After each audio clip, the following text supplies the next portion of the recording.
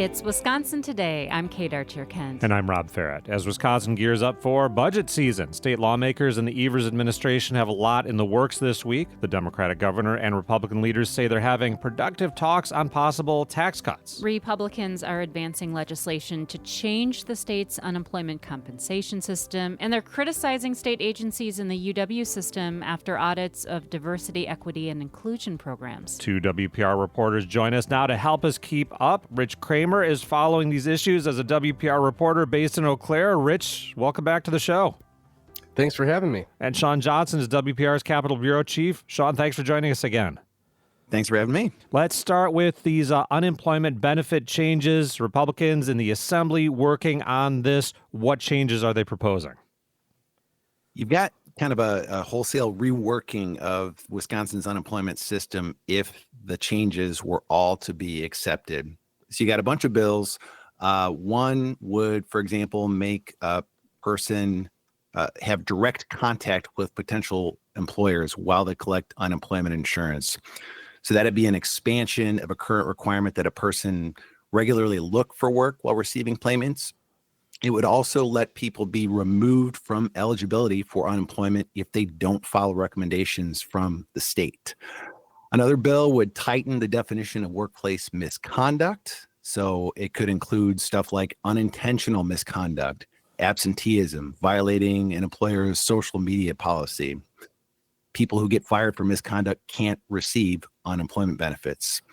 Another bill would extend the statute of limitations for prosecuting people alleged to have committed unemployment fraud. So prosecutors would have more time to bring those charges against people. And then another bill would let employers report people to the state if they're receiving unemployment and turn down job interviews or offers. So tightening up the system in a lot of ways, what have been briefly the arguments, pro and con here? I think for Republicans, this is something they have been doing, certainly pushing for under the Evers administration and kind of continues changes that they made under the Walker administration. They, by and large, say they're about getting people back to work, that they're kind of giving people a nudge to move into potentially a new career if they lost their job at, an old career. And then, you hear from Democrats that these are kicking people while they're down, that this is unemployment insurance that everyone pays into, basically. And people aren't doing anything wrong here. They are collecting it out of necessity. And that if Republicans have their way with all of these things, then, people would get kicked off, potentially no fault of their own. Rich, let's turn to a story you're covering. Republicans on the state legislature's Joint Audit Committee accuse the UW system of failing to remove diversity, equity, and inclusion positions after this audit came out. Here's committee co-chair, Representative Eric Wimberger. DEI abandons our pursuit of a colorblind society. Instead, DEI demands stereotyping so that the individual might properly interact with others in another group with cultural competency. This is a long-running story. Rich, UW system previously had a deal with state lawmakers on DEI positions. Now this audit, now this hearing. Where do things stand now? Well, the deal still is in effect. And during that hearing, Universities of Wisconsin President Jay Rothman told committee members that the UW has reduced the number of DEI positions to around 45. He said that a higher number in the audit for those positions is outdated because the audit was conducted a while ago. And he also said it's tough to measure because there's no really universally accepted definition of diversity, equity, and inclusion work. Throughout that hearing this week, Republicans on the committee seemed fairly skeptical of the answers they were getting from the Wisconsin Department of Administration and the UW regarding DEI. But by the end of the hearing, Senator Wimberger said that he was encouraged, at least by the direction that the UW is heading in. And did Senator Wimberger and other Republicans suggest or telegraph next steps? Hey, we don't like this. We're going to blank. Not really. There was just they want follow-up. They want more answers from Department of Administration, and they said, if we send you some questions in writing, will you send answers in writing? So they're clearly looking for more information. Who knows what could happen with the findings? They could, use it to draft legislation aimed at paring back DEI initiatives further. So as people may know, as Eric Wimberger and others on the committee, Republicans in general, they're just not fans of DEI. They essentially call it a sort of rebranded discrimination. So they're looking to get rid of it. WPR's own Rich Kramer and Sean Johnson are with us, rounding up a bunch of big state news stories this week. Sean, turning to the state budget, Governor Evers and legislative Republicans say, A, they're actually talking to each other, not a sure thing in recent years, and B, they're having productive negotiations on some kind of tax cut deal for the state budget. What are we hearing about how close they are? Yeah, I mean, I don't know how close they are, but I think just the very fact that they are talking is unusual in Wisconsin right now. I mean, maybe 30 years ago, this would have been the way things worked when you have the legislature controlled by one party, the governor controlled by another party. It's not how they've worked under Governor Tony Evers, though, with Republicans in the legislature. In fact, I mean, you've heard sometimes from Speaker Robin Vos, the legislature's most powerful Republican, has kind of bemoaned the lack of face-to-face meetings with Governor Evers.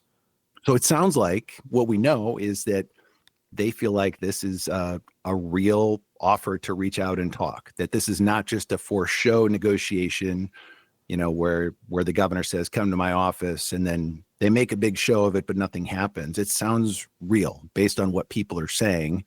And also the fact that when they discuss how these talks are going, nobody's really attacking the other side, which is, again, pretty unusual in Wisconsin state government. Republicans had floated the idea of a separate tax cut bill, separate, I should say, from the state budget. Governor Evers, not so much. Is that a significant point of contention? It kind of is, yeah, because when you pass a tax cut bill, aside from the budget, and it's kind of a up or down vote, do you want a tax cut or not? It makes it easy for Republicans to say, yes, vote for this. It's an easy call. Tax cuts are good. The governor's contention is that you can't look at those things in isolation, though, because every dollar of revenue that the state loses because of a tax cut means a dollar of revenue that can't go to something that, he wants to spend money on, like school funding, for example, or higher ed funding, or you name it. I mean, the governor has a pretty ambitious budget, and it requires money. And if you pass those tax cuts before the budget even gets started, you simply have less money to work with. So he is saying we have to do this as part of the budget. And, Republicans were not so into that before. They seem open to it now. They seem like if we can do a tax cut, we'll do it in the budget. But, again, whether or not that happens, still remains to be seen. Rich, a while back here on Wisconsin Today, we talked to bipartisan co-sponsors of a bill in the state Senate to expand postpartum coverage for moms under Medicaid for a year. A vote on that now. What happened and where does it go from here? So, this week, the state Senate passed it. I mean, it was nearly unanimous. The only Republican that voted against it in the Senate was GOP State Senator Chris Kappenga, who had previously supported the same bill, or what was essentially the same bill. So that now goes to the state assembly.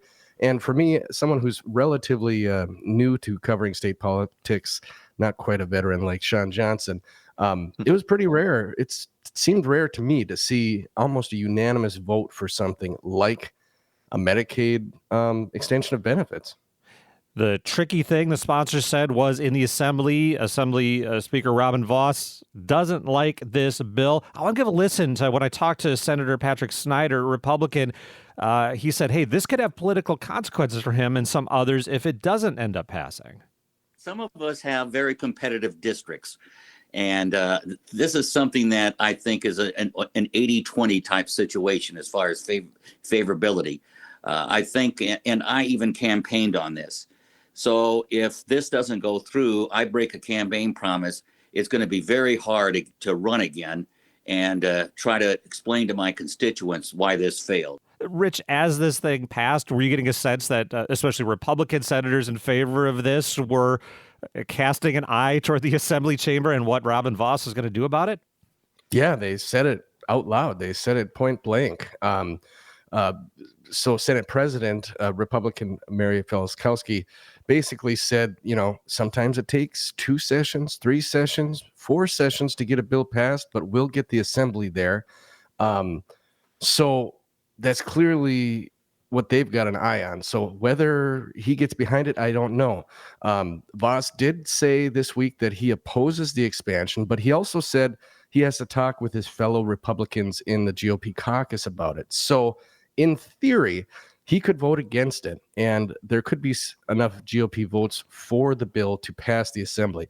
The question is whether Vos would let it get to a floor vote in that chamber. And Sean, as we wrap up just in our last few moments, budget season, a lot of changes coming in federal funding from DOJ and the White House and possible changes in Congress. Do you see budget makers looking at that and saying, hey, is this going to affect our budget here? With some stuff, they almost can't help but look to Washington. I mean, when it comes to funding Medicaid, for example, known as Badger Care for a lot of Wisconsin residents, that is about 60% funded by the federal government. So you really can't do a state budget on that state program without knowing how the federal slice is going to come out. So they have to, by necessity, they have to be keeping an eye on Washington, and it could force them to delay final calls on some pieces of the budget like that. We'll leave it there. Sean, thanks for joining us. Thank you. And Rich, thanks for being with us. Thank you. That's Rich Kramer and Sean Johnson from WPR's news team. You can keep up with their reporting and our entire WPR news crew. Follow it all online at WPR.org.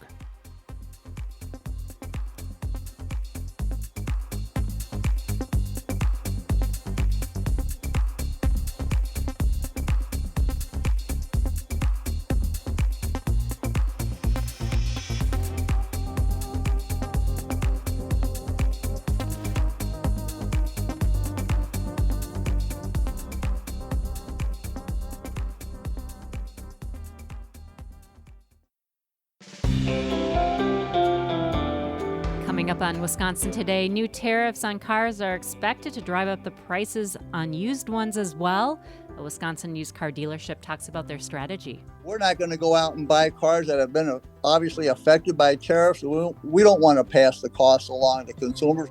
A trip through the car lots. That's next on WPR News.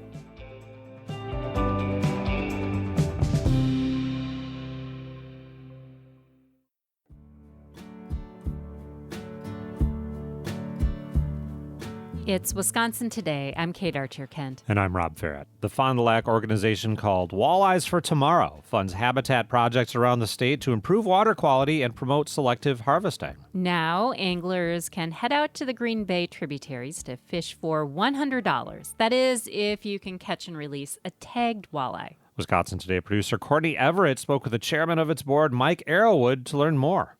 For the second consecutive year, you're working with the State Department of Natural Resources on this walleye tag study in Green Bay. How does this tag system work? Well, the way it works is the DNR places red reward tags in the back of fish that they pike net in the spring of the year. They are going to be doing 400 of these reward tags, and they turn the fish loose. And when an angler catches the fish, if they choose to turn the tag number and tag information into the department, we, Walleyes for Tomorrow, will write them a check for $100 for their time. That sounds like a pretty great deal. Oh, it is. We found over the years that people are remiss when it comes to turning in tag numbers to the DNR. And we found that a $100 reward tag is a pretty good incentive, and it works very well for getting people to respond appropriately. What are you learning then about this walleye population through this second-year study? Well, what they need to know is what's called exploitation rate No one really knows what the exploitation rate has been traditionally on Green Bay by virtue of angling effort, and that's what this is designed to do. In order to have a decent and accurate management strategy for any fish species, human exploitation is what needs to be done so that they can tell what angling effect is having on that population. I want to go back to 2019 when Walleyes for Tomorrow was starting this exact study, but on Lake Winnebago. What came of that research? One of the things that happened was we had a 5-bag limit on Winnebago for many years, and as part of this study, they found that the juvenile female walleyes were being exploited some years at a rate greater than 35%. And 35% exploitation is considered the maximum exploitation by virtue of angling that can be tolerated to not affect the overall health and longevity of the populations. The other thing that we find is where the fish spawn.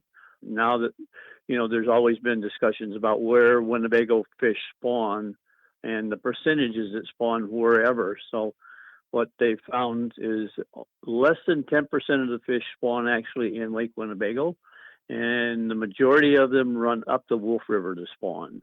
Outside of the Green Bay tagging project, what other work are you doing then on the Wolf and Fox Rivers?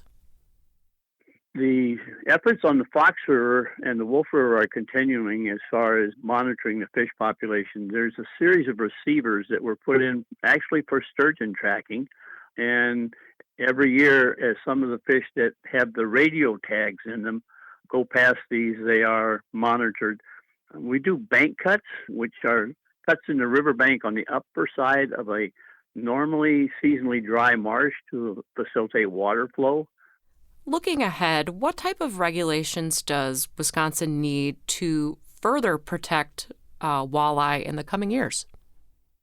That's a really good question. As the water warms due to global warming, panfish, other than walleyes and perch are related, but the other panfish like bass, bluegill, and crappies are becoming more prevalent because of the warmer water conditions. So it's going to be an issue going forward as to how these fish are regulated.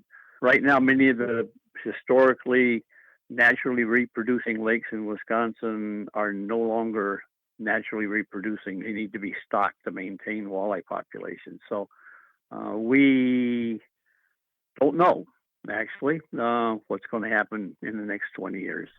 Mike, thank you so much for joining us. Sure, no problem. Thank you for having me. And that was WPR's Courtney Everett speaking with Mike Arrowwood, chairman of the board for the organization Walleyes for Tomorrow. It's based in Fond du Lac.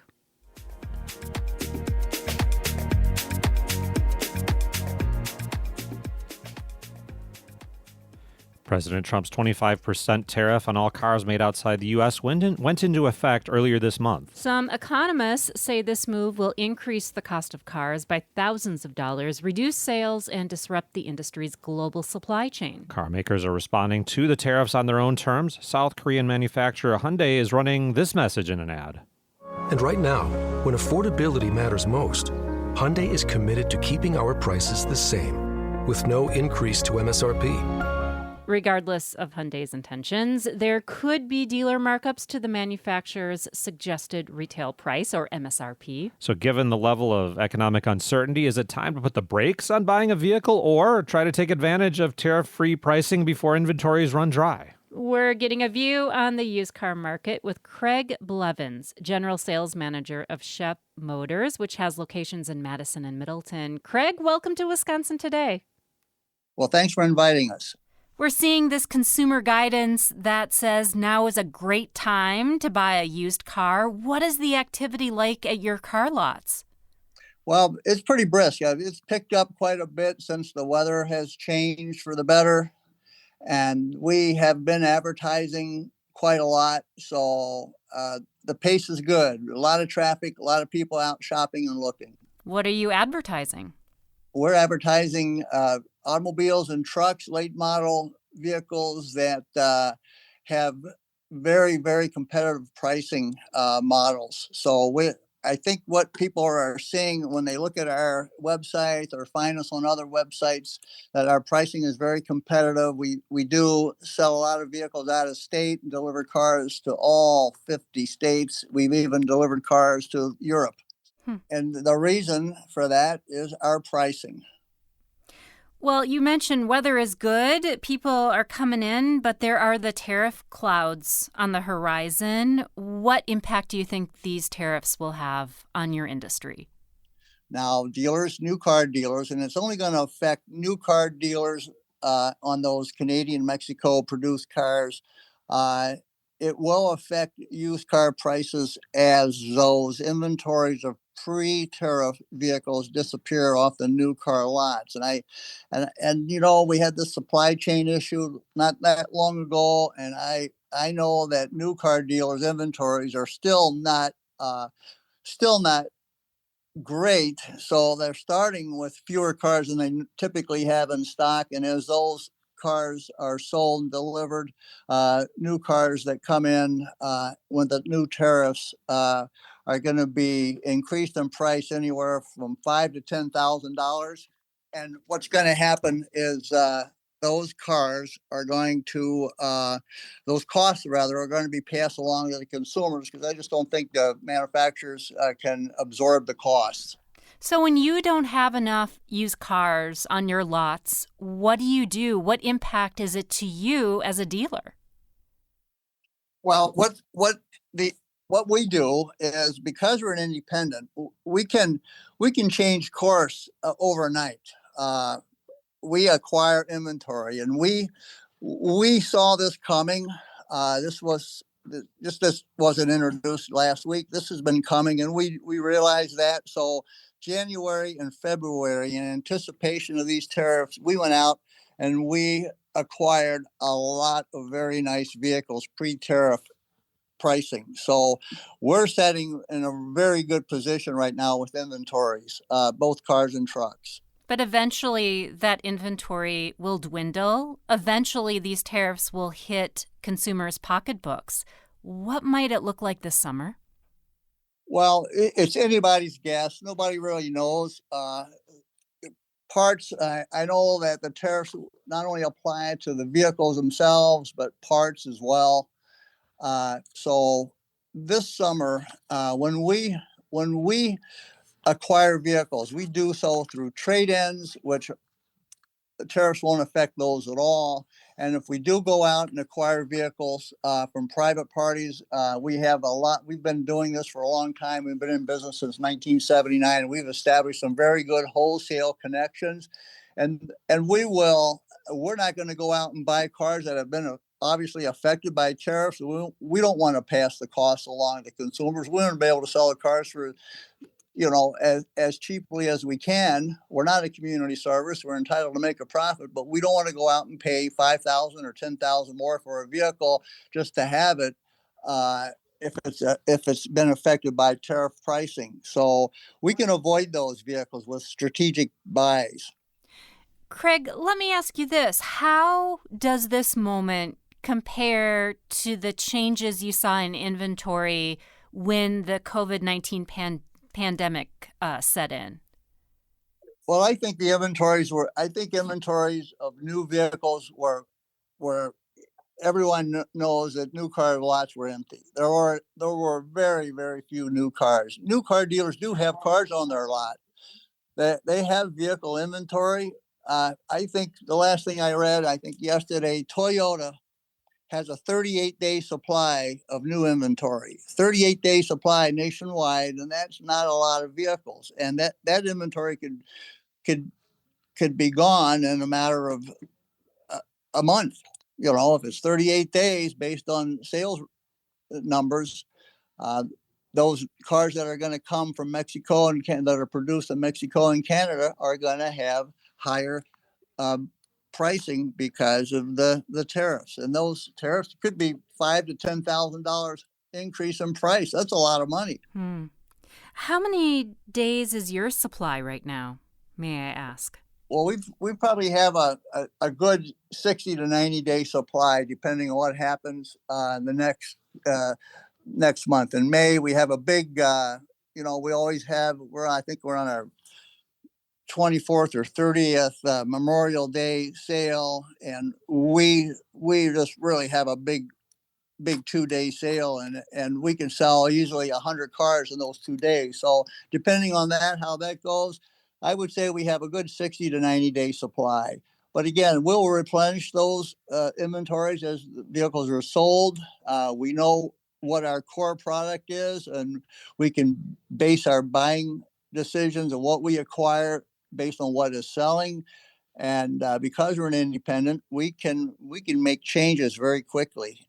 But we can go out and buy cars. We just have to work harder finding those cars that are not going to be tariff priced affected.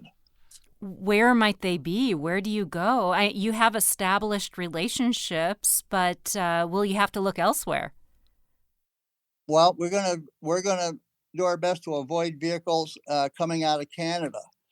When the vehicle comes from Canada, and there are a lot of cars sold in the American market that were produced for the Canadian market, and they're coming from Canada, and we have to avoid those purchases to avoid the tariff price increase. There are plenty of other vehicles and plenty of other sources that we have developed over our business life that we'll take advantage of. We've got people that don't deal in Canadian imported vehicles, so we'll turn to those suppliers for our inventory, and we'll just play a wait and see game to find out how it's impacted pricing, and make our plans accordingly. We're talking with Craig Blevins, General Sales Manager of Shep Motors. They have locations in Madison and Middleton, as we look at the uncertainties in the buying and selling of vehicles as we have seen the tariffs start to set in. Craig, let's turn to your customers who you're greeting day in and day out. And Craig, they're nervous. They don't want to be rushed into a car purchase. They want to do their homework. They want to get the best deal. They want to take this one step at a time and get their financing in order. But things are feeling pretty hurried right now with these looming tariffs and with inventory. How do you put their nerves at rest? Well, my advice to anybody out there that's looking to buy an automobile, get an automobile if your needs change. Get an automobile if your current vehicle is costing more money than it's worth. But don't go out and buy a car just because you think the tariffs are going to raise the price on vehicles. Yes, the tariffs are going to increase the cost. It's going to have a trickle-down effect, and it is going to have a ripple effect throughout the industry, whether you're selling new cars or pre-owned cars. But to a consumer, my advice would be don't change your need. If your needs require you to get a vehicle, or your desire to get a new vehicle is there and it was there before tariffs, go out and buy a car, because it would be a great time, because you will save money. But don't go out and just buy a vehicle because it's, you're afraid if you're going to buy one in a year from now, the cost is going to be more. No one can forecast what things are going to look like in a year from now. So just use common sense and get a car if you need one and save the money. If you had one piece of advice, you've been in the car business a long time, what is your best piece of advice for someone who is out buying a car? My best piece of advice is consider affordability. Don't overextend yourself in an automobile purchase. Buy a vehicle that's within your budget, because if you finance a car, it's a good question, because I'm happy to say the interest rates have been coming down. They're down a good 4% from a year ago. And that is going to reduce the monthly payment and the overall cost. Price and cost isn't the same thing. There's a difference. That's why when you asked me about what's our core product, we wanted to buy these Toyotas and Lexus, because we know that's going to give our buyers a better experience, ownership experience, and a lower cost overall. The price might be higher to begin with, but the overall experience of ownership and the cost of maintaining the vehicle is going to be less. When you sit in the shop all day to have your car serviced, it's not only expensive, but it's emotionally draining. I just feel with the imports that we have, the Toyotas and Lexus that we've loaded up on are going to provide our customers with a better buying experience. And I always caution people to think about your monthly payments. If you have a 72-month loan and you're making 6 years of monthly payments, that just doesn't happen 1 month. That's 72 months, not 1 month.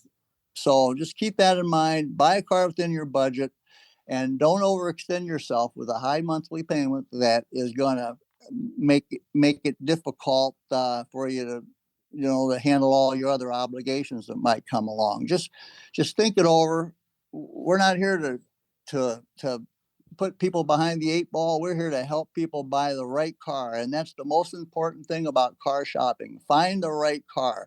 Price doesn't matter if it's not the right car. So figure out what you need, what you want, and find a compromise. There is no perfect car. They just don't exist. I'm looking for the perfect car, It's hard to do. Well, Craig, thank you so much for taking the time. Thanks for joining us. I hope I didn't talk too much. No. I'm a salesperson at heart. Appreciate it. All right. Thanks for inviting us. That was Craig Blevins, General Sales Manager of a Wisconsin used car dealership that is Shep Motors, and we got his take on President Trump's new tariffs on the auto industry and how it could affect the used car business.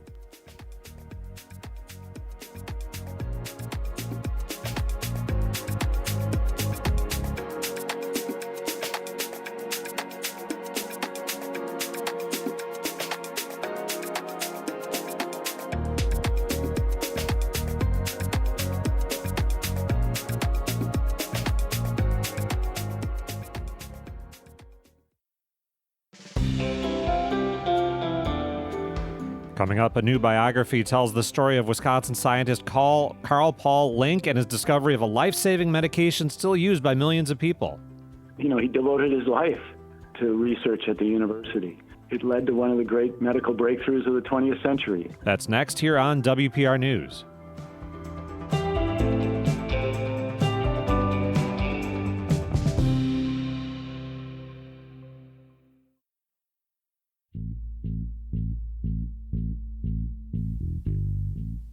This is Wisconsin Today. I'm Kate Archer-Kent. And I'm Rob Farrett. It's time for Wisconsin Life. Here's producer Tyler Ditter with more on an iconic musician who grew up in the Milwaukee area.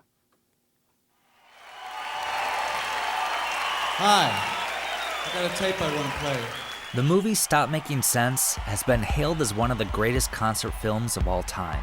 Directed by Jonathan Demme, the film unfolds as members of the Talking Heads take the stage one by one, culminating in an explosive dance party. One of the band's core members, keyboardist Jerry Harrison, is a Shorewood, Wisconsin native. WPR beta host Doug Gordon talked with Harrison about the legacy of the Talking Heads and their iconic movie.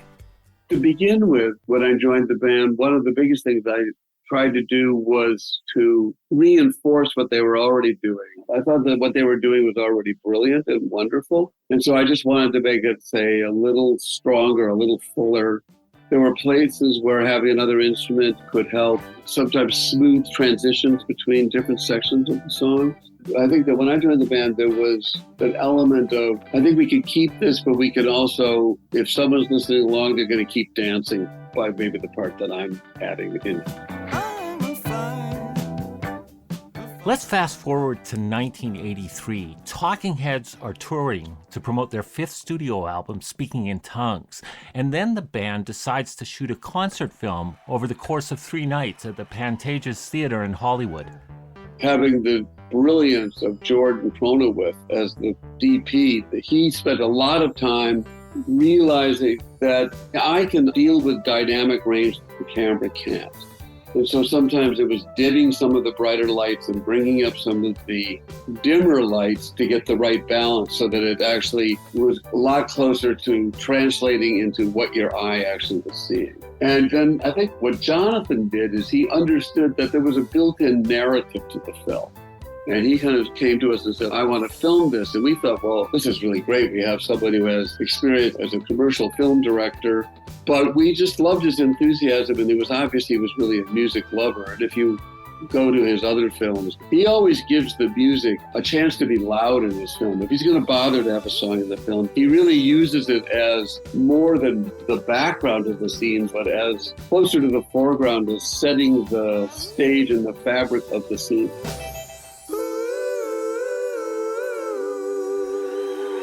One of the most fascinating things about Stop Making Sense is this idea of the band members coming out on stage one at a time. Can you tell us about this?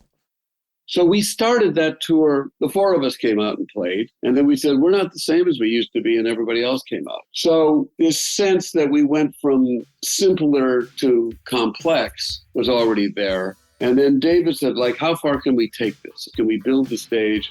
Can we go from one person to the entire band, sort of in succession? And in some ways, people have pointed out it's sort of like David had done songs on his own, then Chris played with him, then Tina joined. We, of course, reversed that in the film. Then I joined, and then the band got big. And the band got big because we had music that we couldn't play with just a four-piece. Do you have a favorite song that best reflects the contributions that you made to the sound of Talking Heads? Well, I'd say Take Me to the River is a good one because it's like dominated by the organ, and if the organ weren't there, that'd be a very different song.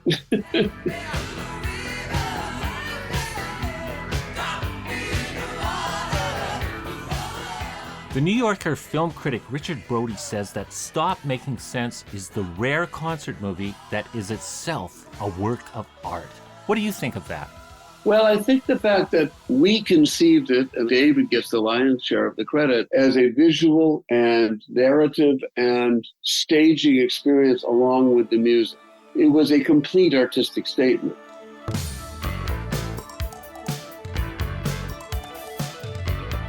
That was Talking Heads keyboardist and guitarist, Shorewood native Jerry Harrison, reflecting on the band and the movie Stop Making Sense.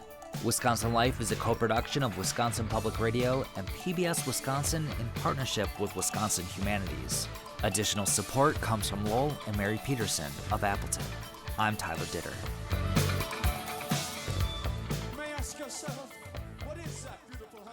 Jerry Harrison will show the film Stop Making Sense and answer questions about it in Madison tomorrow and in Milwaukee on Sunday. This is Wisconsin Today.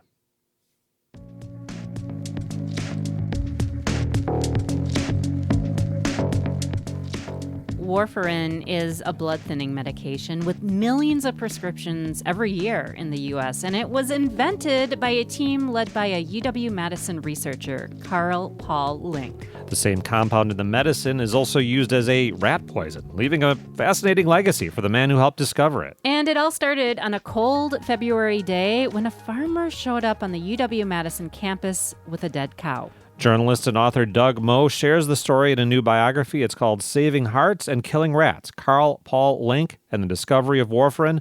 Doug, welcome to Wisconsin Today. Thank you, Rob. What drew you to the story of Carl Paul Link and his really significant discoveries and inventions? Well, you know, I had done a newspaper column for the Capital Times back in the early 2000s when a Yale professor wrote a book, and part of that book speculated that Joseph Stalin had actually been murdered by his generals by warfarin poisoning. And Carl Paul Link, of course, is the lead discoverer of warfarin here on the Madison campus.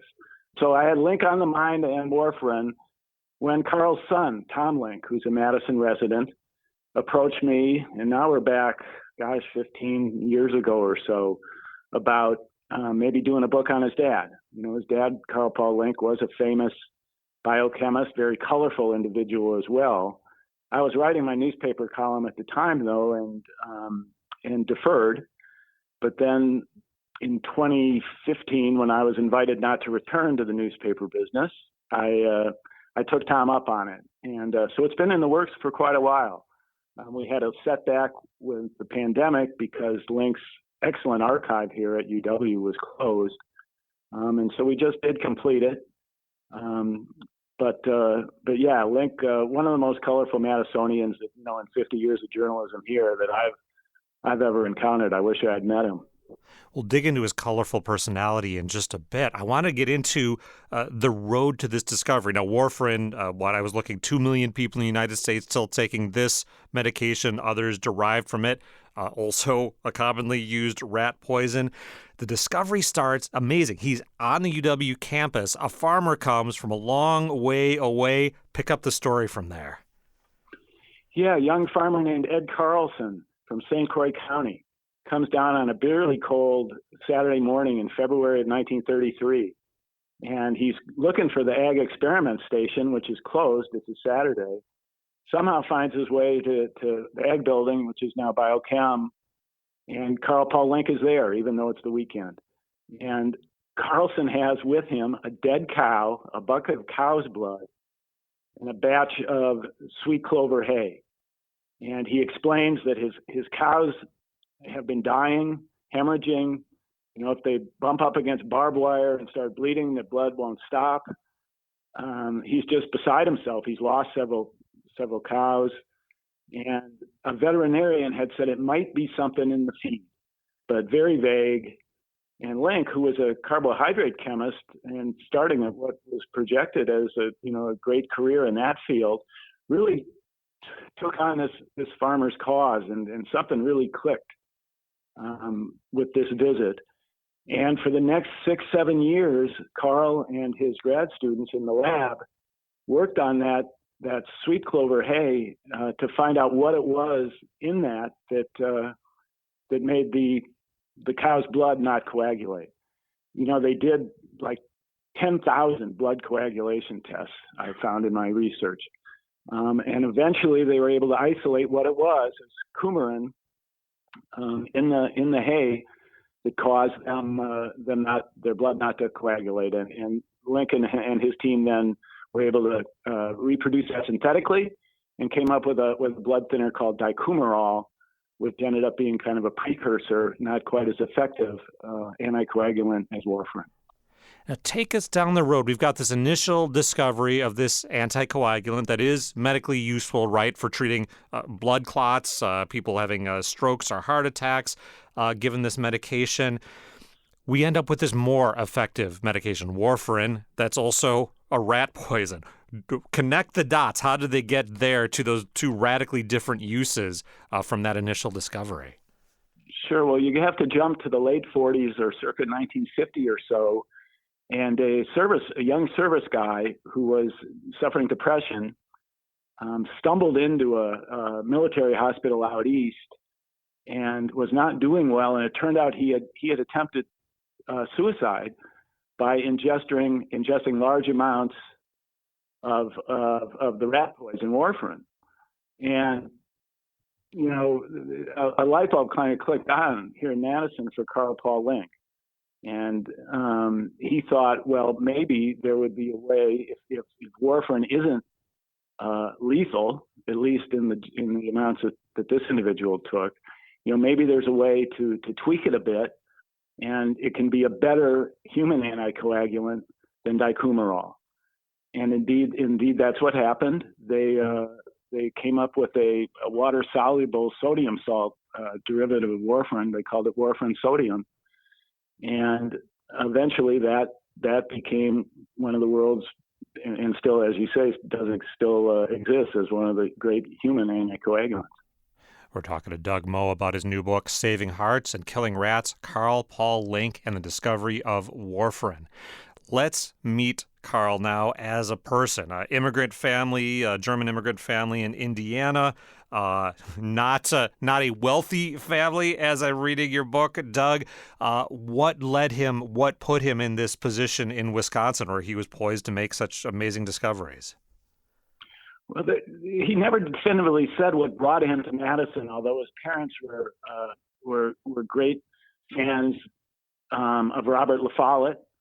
And I think that's as good probably a guess as any of what brought him to the University of Wisconsin.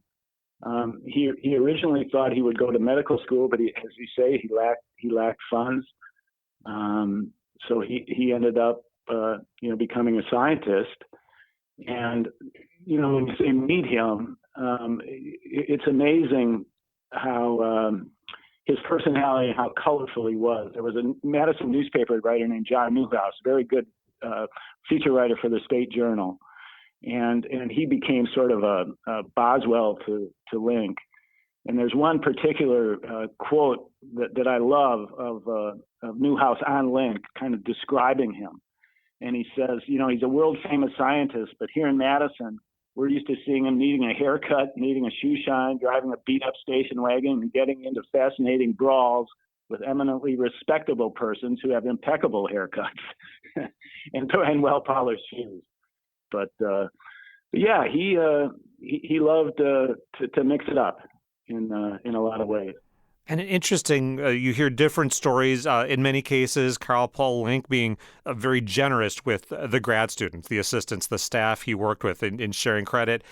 And yet, conflicts over credit for work, both from his early years as kind of the student and then with some of the people he worked with, including on Warfarin. Can you talk about those two sides that people tell of Carl? Yeah, many of the, and again, not many survive in terms of his students, but a few that I was able to interview did talk about his generosity and how he asked them to do things on their own to gain the confidence of, that would help their later science. But he did. He had a few very, very serious fallings out. And unfortunately, to my mind, one of them was with a grad student of his, a young man named Mark Stammen, who helped. He's on the Warfarin patent with Carl and a third man, Miyoshi Ikawa. They're the three inventors of Warfarin. But as time went on, Carl and Stammen had a falling out. I worked very hard to try to find out what finally was behind it. It seems like there was some dispute about proper credit for the discovery. But again, a definitive answer sort of escaped me. Well, in 2025, we're seeing cuts to some of this kind of basic research funding, limits on the ability of scholars to travel to the United States, or concerns about that. Do you kind of look at current events through Carl Paul Link's eyes and wonder, what he would write, what he would say today? Well, he would be aghast. I mean, if I may say that boldly, I think he devoted his life to research at the university and teaching, but that research component, it led to one of the great medical breakthroughs of the 20th century. So yeah, when I see what's happening, I'm a UW grad, English major, but yeah, I have no doubt in my mind that he would be very upset and I'm sure quite vocal about it. Doug, we'll leave it there. Thanks again for joining us today. Thank you, Rob. I enjoyed it. Doug Moe is a Madison-based journalist and author. He was with us today to share his new book. It's called Saving Hearts and Killing Rats, Carl Paul Link and the Discovery of Warfarin.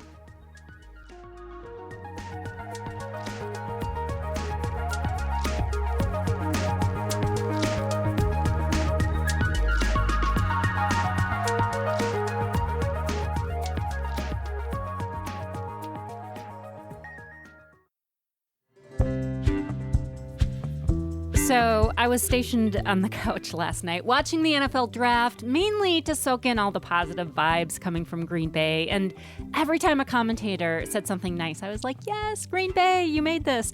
And Rob, one commentator said they'd been on a walk around Lambeau at 7:30 in the morning and then they could smell brats cooking, and they were astonished by brats cooking so early in the day. I've had brats earlier than that. Well, and they may not realize how close they are to the brat capital of the world. That's exactly what I told the TV. You could tell us about the NFL draft in your life. Are you there? What is it like? If you live in Green Bay, tell us what it feels like to have so many visitors from all over to come experience Wisconsin. Email wisconsintoday@wpr.org. You can call or text at 888-642-0232.